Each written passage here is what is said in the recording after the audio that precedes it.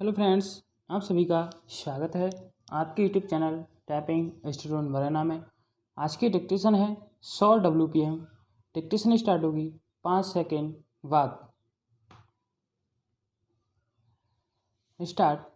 उपाध्यक्ष महोदय, तब उन लोगों को कुछ आशा हुई कि हम लोग भी उसी तरह चल सकते हैं जिस तरह से पहले चल रहे थे, लेकिन अभी हाल में जो चुनाव हुआ उससे देश के धनिकों के मन में बड़ा संदेह पैदा हुआ कि इस चुनाव के बाद उनकी स्थिति वैसी नहीं रहेगी जो अब तक चली आती रही है। गरीबों और अमीरों के बीच में अब तक जो बहुत बड़ा अंतर चला आ रहा था, उसको अब तेजी से दूर करने का प्रयत्न किया जाएगा।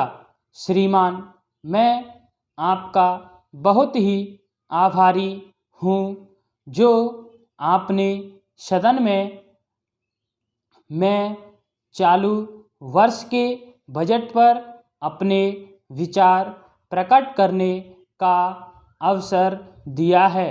मैं इस बजट का समर्थन करना चाहता हूँ। पैरास्टार्ट। श्रीमान, मैं सबसे पहले अपने दल के नेता प्रधानमंत्री को इस बात के लिए बधाई देना चाहता हूँ कि उनके नेतृत्व में देश में कांग्रेस दल को स्पष्ट बहुमत मिला और इसके फलस्वरूप यहाँ पर केंद्र में एक ऐसी सरकार का गठन हुआ जो कि देश में वास्तव में समाजवाद लाना चाहती है। मैं वित्त मंत्री जी को इस बात के लिए बधाई देना चाहता हूं कि लोकसभा के मध्यावधि चुनाव में जनता द्वारा कांग्रेस दल को जो आदेश दिया गया था उन्हें स्मरण है और वह तन मन धन से उसका पालन करना चाहते हैं। वह आदेश था देश में सामाजिक और आर्थिक विषमता दूर करने का, देश से गरीबी, बेकारी और बेरोजगारी को हटाने का और देश के जो पिछड़े हुए हिस्से हैं उनका पूरा विकास करने का, साथ ही साथ इस बात का भी आदेश था कि देश के अंदर इस प्रकार की सामाजिक और आर्थिक व्यवस्था पैदा की जाए जिसके अंतर्गत जनता शोषण से मुक्त हो सके।